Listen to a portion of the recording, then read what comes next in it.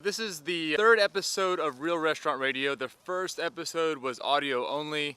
The second episode, I actually put a few videos back, and this is the episode that I actually created a nice intro for. Did 3 cameras on this one, and we're actually able to record the whole thing through. So we got everything worked out. In addition to that, got some feedback from the commenters saying that we should probably leave a little introduction. In this episode of Real Restaurant Radio, we're talking about marketing.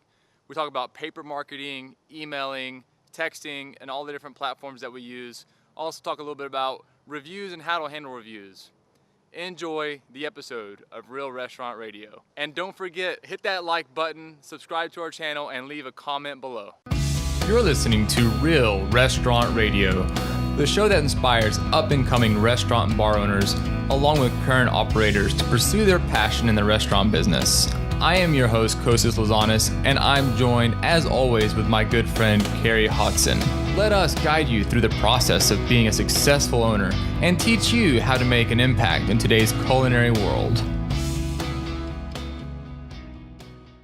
What's going on, you guys? Kostas here with another episode of Real Restaurant Radio. I'm joined always with my host, co-host, best friend, Carrie Hodson.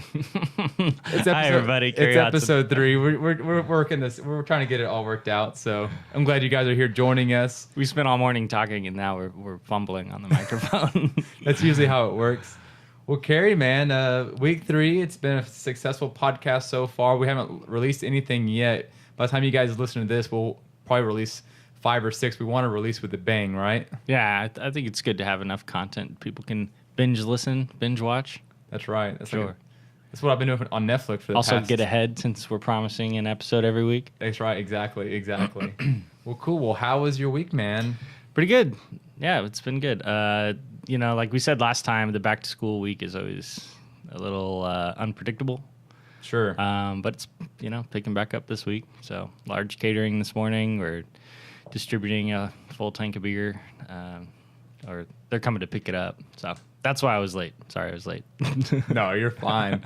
Never get in the way of progress. It's always say whatever makes money makes sense, you know? Sure. Yeah, absolutely. What was your catering today? How many people were all did you do? I think it was like 50 people. Just a delivery drop off. Okay. So chafing dishes and stuff, or just the food? Just drop it off? Foil pans. That's the best thing. Mm-hmm. When people start asking for chafing fuels and all stuff, like it's gonna cost extra because I have to pick it up or you have to drop it off, and the fuel itself costs money. Did you ever use the hot pans, the disposable ones? The little thin wire ones. Yeah. I've used those before. And then they just keep them. Yeah, we charge for them. That's a good call. Yeah, I've actually never done that before. Usually, I bring them the whole setup, and they'll either bring it back the next day, or I'll go pick them up later on that day. But I should probably start using those disposable ones. Offer that at least on the catering menu. We buy them on Amazon. Okay. They get delivered and we use them, and it takes 2 days to get here. So usually people are ordering ahead of time. We just keep one box on hand in case. Good call. When I was catering 900 people for Dow Tile in Seagoville, I actually went and bought about 50 of those to use because we had to create 6 separate catering lines to get 900 people through the in a decent amount of time. Yeah, exactly. Yeah, I need to ask you about that. We had an offer for 1,400 come up, and the answer is always yes. I know, but they want 4 different types of food in 3 different locations. Sounds good to me. Let me know. We'll partner it up. We'll split it. That's what I was thinking. Outsource 700 and 700. We'll do it, man. Okay, let's do it. About 10 grand each, something like that. I'm sure we can make. Yeah, I think so. Usually with caterings, I usually try $10 per person on a lunch catering, something like that. Mm-hmm. On the cheap end, especially when they get the economies of scale. This is a lunch one. You got to give them a better deal. $10 per person is $9 per person. When you're doing that many people, right? You have to give them the deal because they have the power. Right, they do. Well, I know this week we want to talk about marketing, and we've kind of touched on that in some podcasts prior, but just want to dive deep and give our listeners our perspective on what we do for marketing. I know we have email marketing, we have text marketing, there's paper marketing, all types of marketing. And as restaurant owners, you are literally answering phone calls twice a day about a business that can help you make money. And so everyone's trying to feed off of us, and they have the golden ticket. Are you optimized on Google? Oh my goodness. So just be aware that when you open up your restaurant, just prepare yourself that there will probably be about 10,000 people that can tell you the secrets to success of running a restaurant and how they can pack up your place. So just make sure that you listen to them with eerie, I mean, a sense of caution. The best way is to do it yourself. And if someone's offering you, 100,000 people, is that really your target audience? It's always better to focus on your target audience because you're going to get a better return out of that. 100% agreed with that statement there. Who's like the biggest scavenger that you have? For me personally, the Yelp guys, man, they call me all the time. Yelp ads, Yelp reservations. Call at work. They figured out my first name. So they call the bar and they say, is Carrie there? Like they know me. They Wait, real quick. What do your employees do? They hand you the phone, right? They go, I think it's Yelp. That's so funny. My employees, I've got them trained now. So me too. My new employees, they're like, they'll call me on my cell phone. I'm like, how'd you get my cell phone number? Oh, I gave it to them. Yeah, I'm like, guys, do not give away my cell phone number. Like, leave a message, So, sorry, I didn't know. I thought it was important. Yeah. So, like, if they have an accent and asking for the owner, unless they're asking for a catering order. Take a note. He's not here right now. Take a note. Exactly. Now, if it's for a catering order or if it's for something like that, please give them my cell phone number, my home address, whatever you got to do. Like, I got this. Sure. So how do you determine, like, how much money to spend per person on a piece of advertising? So in the beginning, I've always knew that advertising is important.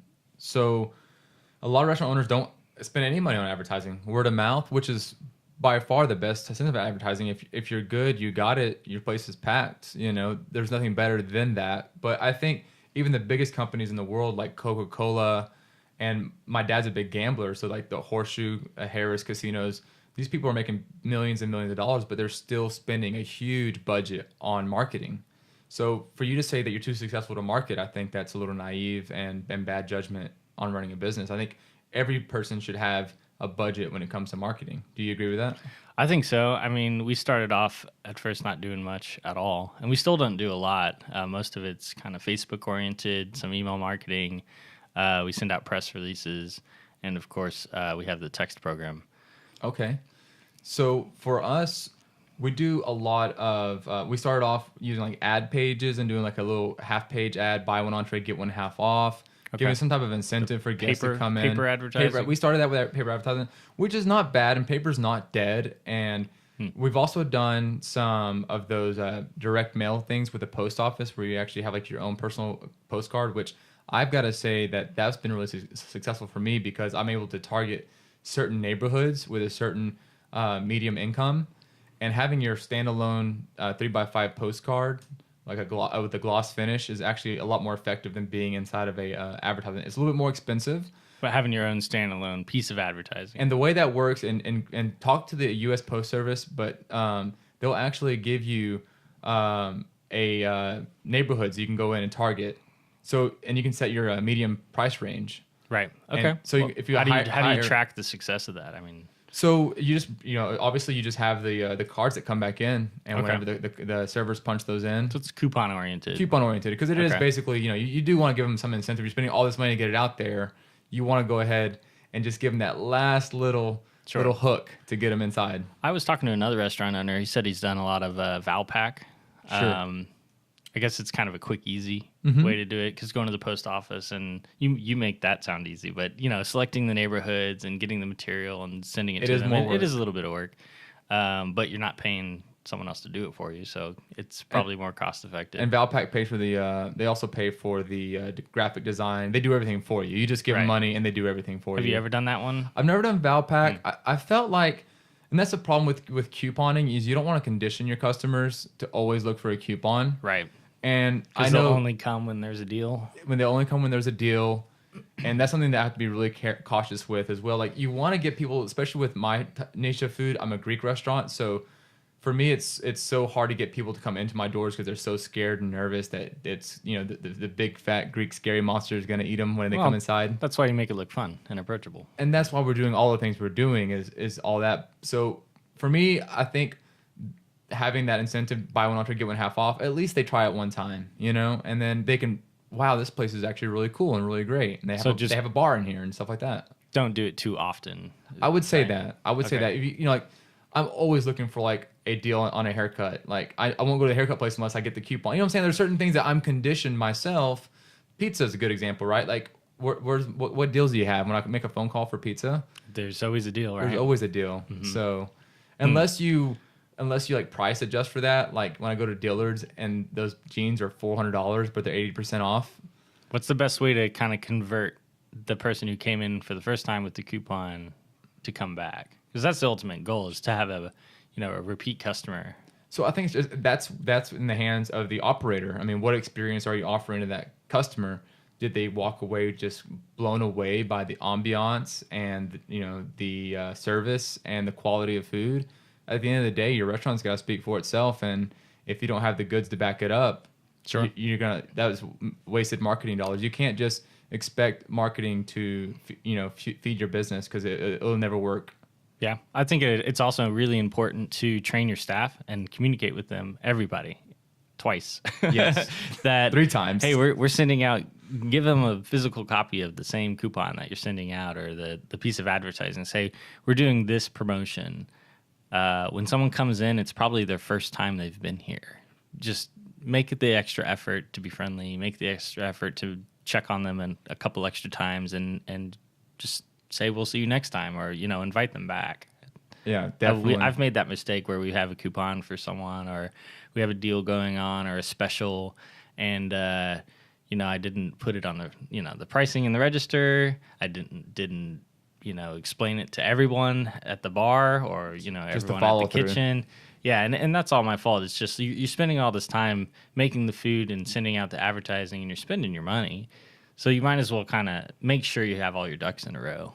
100%. I agree with that. And we have a texting platform. I text OPA to 31996, and I actually have all my staff registered on that texting platform, so that way they get the text messages as well. So that way they know what to expect. And then I also... Well, I need to write that down. And also, you actually introduced me to Homebase, and we haven't reached out to them as a sponsor of the podcast, but we both use Homebase, which that allows you to message the whole staff or email the whole staff. I've referred 4 people to them, and they converted. Really? Yeah, I know. That's great. Yeah, it's a great platform. So all of you that are watching out there, if you looking for something for scheduling, and I guess would you call it HR management or scheduling management? I'm not sure what you would call that. Time management, scheduling. As long as you have a screen for them to clock in and out of, whether it's an iPad or an Android. I got them all clocking in and out of their phone. Oh, they can do it from their phone? Yeah. Huh. So that might be a premium edition. Maybe. But anyway, homebase.com. Homebaseapp.com. Yeah, check that out if you guys are looking to schedule your employees more efficiently. I love it. I went from an Excel sheet that I would print out and put on the refrigerator to a nice, clean, online app-based scheduling platform. Yeah, and they have their updated schedule in their pocket all the time. They can always request off. They can switch with other people. They can ask questions, and it's kind of something new. I noticed you can congratulate other employees, or I can send a message to everyone. Kudos. Or send kudos. They can say, "Hey, man, thanks for covering me," or "Hey," in front of everyone, "Good job tonight. You really hustled," and just, I don't know, positive reinforcement. That's always a good thing. Anytime I get a 5-star review on any of the online reviewing platforms, I always screenshot that and send that to the entire staff, and I always say, "Hey, great job, guys." And then obviously, if we get some that are 1 or 2 stars, I'll print those off, and sometimes we'll have a staff meeting and say, hey, where can we have some room for improvement here? Mm-hmm. Where did we drop the ball? So that way we can all learn from it. Yeah, that's really tough, delivering bad news to people who feel like they worked really hard or are having a bad day, or, I try to turn around and positive life, like, hey, maybe the guest perspective, maybe you guys were doing great things, but just know that, there's always 2 sides to the coin, and your side of the coin looks different from what the guests see. Mm-hmm. So that's always something that you have to keep in mind. Yeah, it depends on your tone, like where you're coming from. Don't come if you're upset. Don't talk. And I'm glad that I'm like talk tomorrow. being a Greek American is a lot different than being a Greek because I know some real Greek owners and they really lose their cool and start yelling and screaming. So there's a Kay and Peele. Have you seen those guys? They're a comedic duo, but they actually recently did a skit on like a Greek Albanian restaurant. Anyway, it was funny about just the crazy restaurant owner like screaming and yelling and all those crazy things. But yeah, so we talked about paper. You've never done paper before. No, I haven't.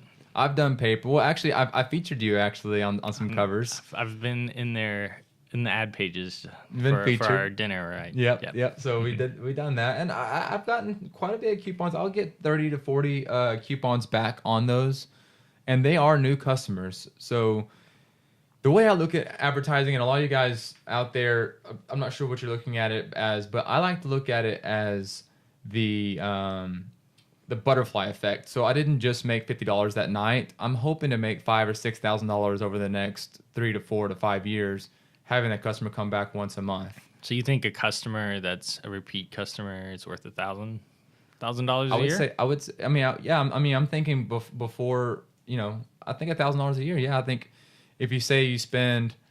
It depends on your restaurant, but I just mean for you specifically. Yeah, because I'm around the same. Why not $1,000 a year? You can say that. And what happens if they tell their friends? What happens if they bring a friend and somebody else that's never been there before? Sure. Just by suggesting, hey, let's go to this cool new brew pub in downtown Garland. It's really cool. Oh, I've never heard of it. Okay, cool. Then I go. Then I tell, dude, I just went to the brew pub the other day that my friend brought me to. So it's so intangible. Marketing is. You don't know how much money you're really getting. What if somebody just saw your coupon and that just planted that seed in their mind? They never actually redeemed it, but they came in because they saw it. So it's hard to put your finger exactly on it. Yeah, but it's still important to do that exercise and determine what the value of a yearly customer is, because then you know what your budget is per customer in advertising. Exactly. So that's the old way of doing it, which is paper marketing. But there's so many new, interesting things that I think me and you are on the cutting edge of. MailChimp email marketing is not quite new, but it's free. And if it's free, it's for me, right? I mean, we're always looking for the free option. And you should be sending out an email, I think, in my opinion, if it's free, not costing you a penny, because there are people that like to open up an email. Sure. Yeah, I haven't been doing very good at that in the last year. Should probably get back on that horse. I think I was so concerned with having enough content and having a whole newsletter. I had that newsletter approach, but really you just need a friendly reminder that you exist and maybe an offer, a few pictures, and or a recap of what happened, like what cool event or what we do a lot in our communities. Just say, hey, we did this event with our community, or a community partner. Like Good Samaritans or someone, and then say, hey, if you're interested in learning more, go to their website too. So just something short and sweet is probably what I'm going to focus on. And a lot of people actually don't use Facebook. We think that the whole world's on Facebook because we're on it all the time, and sometimes communicating like upcoming events on a email is more popular than using the app. Sure. Luckily, my current demographic does seem to be on Facebook, and so that's working you have a huge for following. me. How many people do you have following you on Facebook right now? 5,000, 6,000, 97 something, 9,700 something. Oh my God, 10,000! Wow, I'm going for 10. That's great. 10. That's amazing. And there's a lot of different techniques that we could probably dive into this in the future about converting more followers on Facebook, but. That's awesome that you have that Facebook following for sure. All right, we are back. And so you said you use some text marketing. I know how to do. Yeah, so text marketing. Yeah, on my MailChimp, by the way, before we move on from that, I do have about 1,400 subscribers on MailChimp. So I do try to send out one email a month. And I'll add like a link to like a video. I'll add a few pictures. And that's usually about all I do on the MailChimp. Type out a little paragraph saying thank you normally. How are you collecting those emails? We didn't talk about that. In my I actually have to show you. In the check presenters that I have, I actually will put in how was your food, how was your service, and then leave your email, leave your phone number, leave your birthday. Mm-hmm. That way I can populate that into the database. Because so many people just want to scribble it down real quick with a pen versus having to get out their phone to subscribe to some type of list. So I try to make it as easy as possible to capture that data from the customers. How about you? A lot of ours original kind of bump came from our crowdfund campaign. And then we collected it online because we didn't have a physical location. And honestly, we haven't done a very good job of collecting emails since we've been open. Since we're a counter service restaurant, we don't have check presenters. We do use Square Register, and they do collect emails, but they're not going to share that list with you. You have to pay their email marketing to.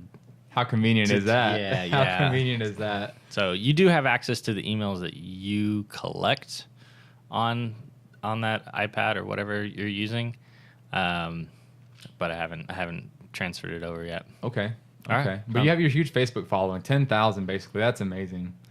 And I know I need to get on your Facebook page whenever I can. It always helps boost my business. But yeah, another big thing that you talked about is the text marketing. And I think we talked about this in the first podcast we recorded together, a little bit about it. I love mine. You said you have like a 99% open rate. Exactly. I think ours is similar. Yeah, who doesn't open their text messaging? And I know you've been doing this, hitting it hard for a while now, right? Yeah, we've tried to do one every 2 weeks. I don't want to kind of blow people up. I think that's all the kind time. of the industry standard. They say twice a month, something to that effect. Because even whatever it is, a text message, you're just tired of opening up your text messages, and you don't want to, overfill somebody's inbox or just get tired of having to. Oh gosh, they quit. Leave me alone, basically. Sure. And ours is very event oriented. Being on the kind of in an old downtown area, we have the urban flea market every second Saturday. We have car shows coming up. We do a lot of live music, so there's always something to kind of remind people of. Our rotating Sunday brunch special. So we haven't done a whole lot of bring this in for a buy one get one free or buy one get one half off or get a free drink with a purchase. It's mostly inviting them and letting them know what's going on. Okay. Do you what company do you use for your text marketing? I use Raise Media. Raise Media. Yeah, okay. we're probably their smallest client. Okay. But they're excellent at what they do. Mine's a little more in their hands, so I send them an email about what I want and a link. Usually I send a link to like our Facebook event page, and they type it up for me and send me a proof and send it out or schedule it to go out at a certain time. You said, I think I saw you messing with yours the other day. You kind of schedule it yourself online, right? It is. It's called Slick Text. I like it. I was introduced to it by my guy who does my website design, and he's like, check this out. This is really cool stuff. And so yeah, I've been using that for about 3 months. I got about 300 subscribers, and again, I'm just trying to just really stockpile that up and really build that up, hopefully to 1,000, 2,000. I think the big companies are going to catch on to the text marketing. So I think you're going to start getting texts from McDonald's and Burger King and Domino's. Taco Casa does it. Do they? Yeah. So they're catching on, I think, but I don't think it's caught on yet. Like I don't see all the retail stores doing it yet, or maybe they are, and I'm just living in a closet. I'm not sure. I think it's just easier. How prevalent is it for these smaller? I mean, there's smaller companies too that are starting these programs, right? And so it's easier for them to provide this tool to the person you're making the decision as the restaurant owner, and it's a mom and pop situation, and they don't have to go through corporate. I've learned this trying to sell beer to people, and there's different franchisee owners, and they want to kind of if McDonald's does it, and person A owns McDonald's A, and they send out a coupon, but that person goes to McDonald's B. Sure. It's it might cause some problems. I see. But I think in 5 years, I think everyone's going to be doing it, and it'll probably be a saturated market as far as advertising. So I think it's really important that we're doing it right now, because I think there will be a point where people just imagine getting 25 texts a day. You're going to unsubscribe to some of those. Yeah, and mine is I guess, still pretty affordable right now too. Maybe it'll get more expensive. Maybe it'll get cheaper in the future. I'm not sure, but we pay kind of like a bracket. Like we have a certain amount of subscribers, and we pay.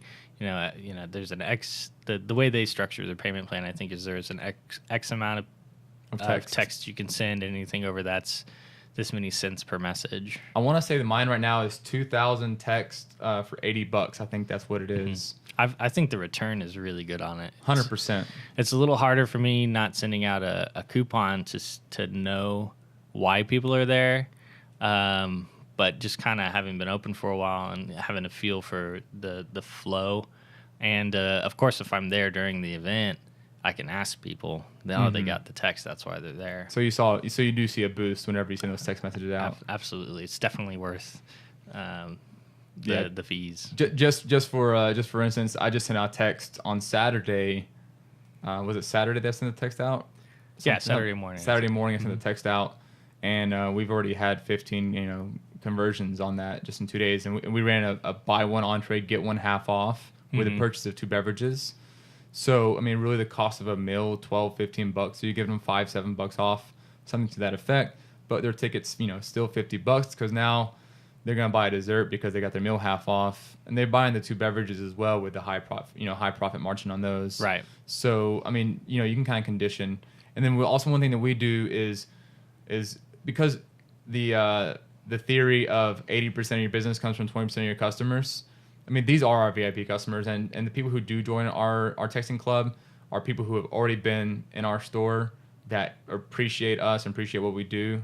So we do offer a free birthday meal for them up to $25. Oh yeah, and I think that's great, and I don't mind giving away a little bit because these are the same people who come in, month after month after month. Nobody goes to their birthday alone either, right? That's true too, exactly. So hopefully they bring some friends, 2 or 3 or 4 people, and usually you're celebrating on your birthday, so you're buying drinks, you're buying dessert, appetizers. It's your birthday, so you're not going in there to order the cheapest thing off the menu. Sure. So that works out really great. I'm really happy about that. Yeah, and how much is a mail out or a page in ad pages or the paper, or like when you do a Facebook boost, exactly how much are you spending there? That's if you just do $100 boost on Facebook, that's your entire text marketing budget too. Exactly. So I think the returns actually, that's probably the best bang for your buck for me right now. Exactly, I agree with that 100%. It's just a matter of, like you said, being diligent and methodical and making sure you're capturing that data. So when you guys are starting up your restaurant, capture that data. And I tell these to like breweries who are opening up, and like you need to start like a VIP club or something like that.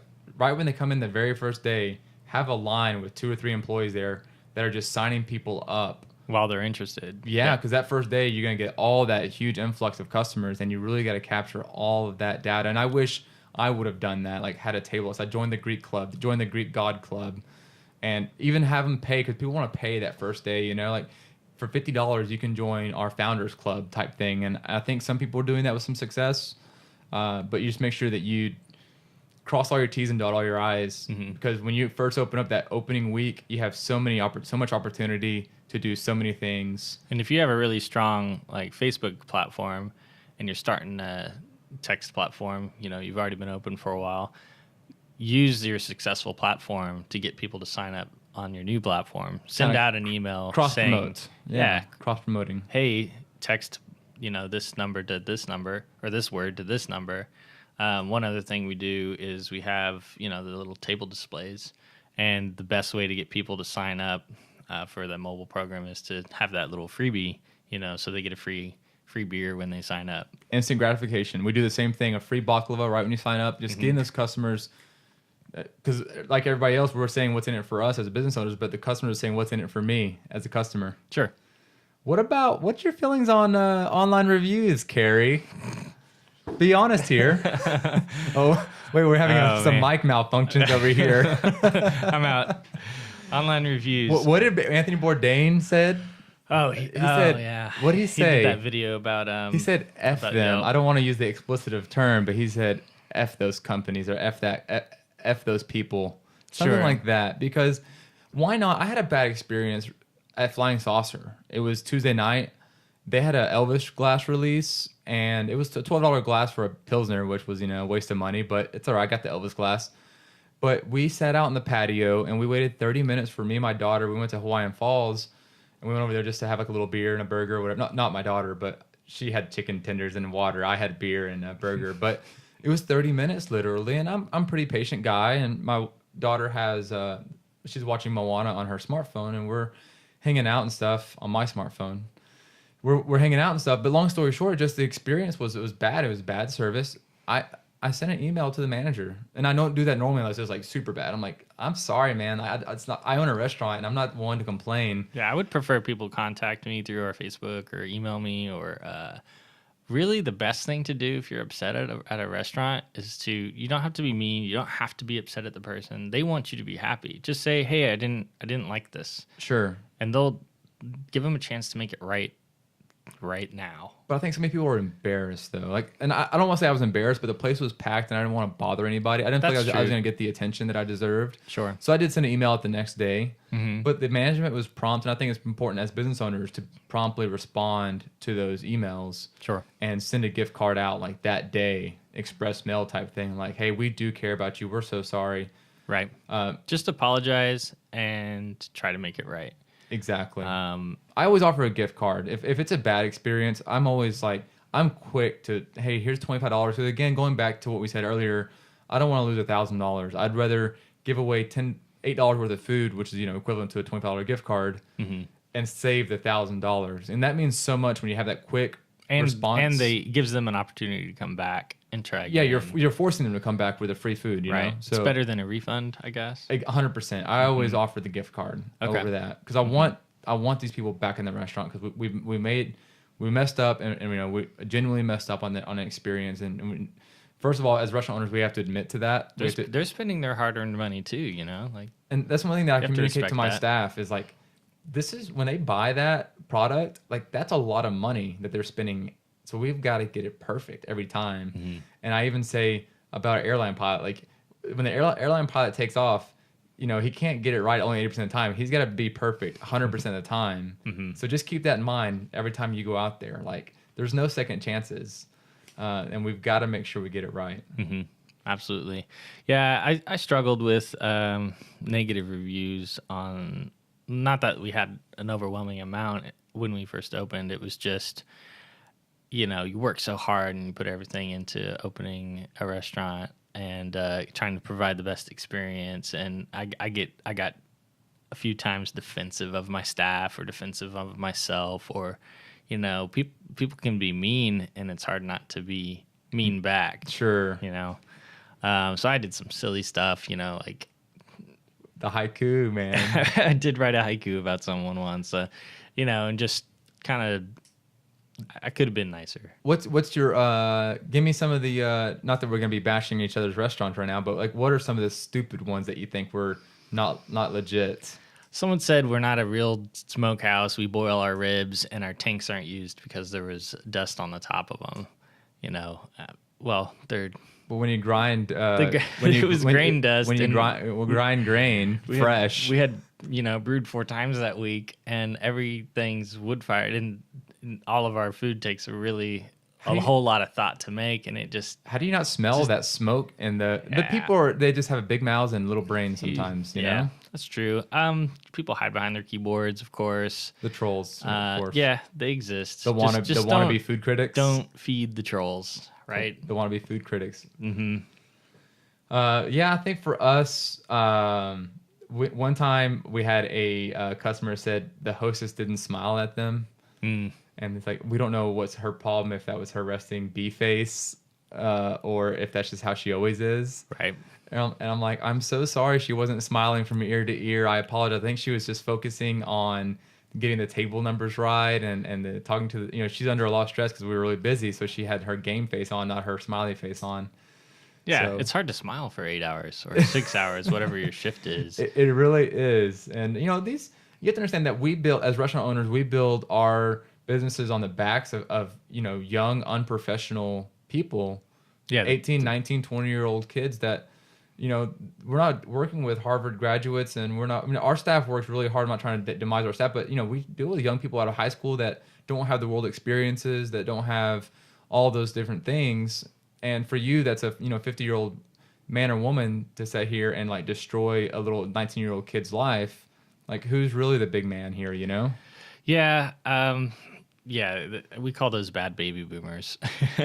The ones who feel entitled and aren't, they think millennials are entitled, but it's not always a fair comparison.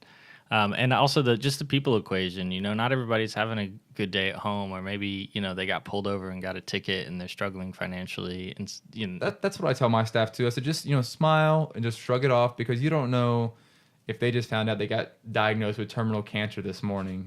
There's a million things that they could be going through as Sure. well. So, but yeah, that's online reviews. We have Yelp. We have Google Plus, TripAdvisor, Facebook. Our register allows or prompts people to send us feedback, which that's my favorite. Because Okay. it's not public. They're communicating directly with us. I can see their receipt, exactly what the order was, what time it was. If there's a big issue, I can look at the cameras. So, and I think it's so important to respond to all those. And I think it's good to have a presence on all those platforms as well, whether uploading your own pictures of your food. well, you respond to everything. I respond to the mediocre to the negative ones. I think it's You good respond to all the positive ones. I think it too? is too. Thank you so much for that 5-star review. You rock. You're amazing. I think it's good. Again, you don't want to just kind of, with our employees, you don't want to just tell them how bad they are. You also want to tell them how great they are too. So, every now and then people want to hear too, like, I want some attention too. It's just because I gave you a praise. Like, they went out of their way to praise us. I want to go out of my way to praise them for praising us. Google's been very aggressive now about prompting customers to review and to provide information about businesses. I've noticed our Google reviews, we're getting 1 or 2 a day. I agree with that. Me as well. And in my pocket, my phone is beeping saying, "Hey, you You have the Google Business app or whatever it is. you drove by this place. What do you think about it?" Okay. Well, yeah, I mean on the consumer side too. Like, or I go, to the coffee shop this morning, and my phone tells me, "How was your visit?" And the businesses aren't doing that. I'm not sure what Google's incentive is, but yeah, we're getting a lot more on that platform, and they tend to be. Yelp seems to be the most negative. I agree with that. Google seems to be more Positive? a lot more positive. Facebook can be more social, so it can be more dramatic, but it's generally positive. Sure. And TripAdvisor too tends to be more on the positive side too, I've noticed. Yelp, for some reason, It seems more vacation oriented though. Like people TripAdvisor, visit. sure. But I think we will have destination Out-of-towners. restaurants, so I think we do get a lot of. I get quite a few TripAdvisor reviews. So that's all the marketing. I think we covered pretty much all the bases of marketing. I'm sure there's more You that we could left do out. 10 episodes on it, I think. We certainly could. I think that the big takeaway here is just being consistent, and then also attacking marketing from all the different angles that are out there. And don't focus on any one stream of marketing. There are some marketing avenues that are more successful than others, but I think even though it is the law of diminishing returns, I think it's definitely something that you need to pay attention to on every angle, whether it's email, mail outs, Sure. texting, all these different platforms. Social media, obviously, is the biggest one.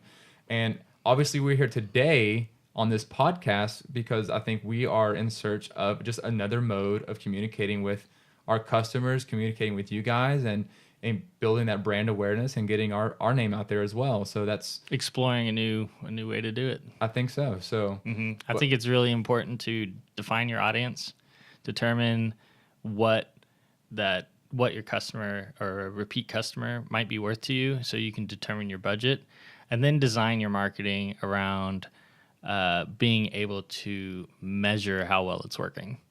Otherwise, you're just throwing money in the wind. I agree with that. And that's for every platform. So I agree with that as well. So, well, I think this wraps up episode 3 of Real Restaurant Radio. Again, my name is Kostas Lazanas, and I'm joined with Carrie Hodson. And we will see you guys next week for another amazing episode. Thanks again, guys, for tuning in, and y'all have a wonderful day.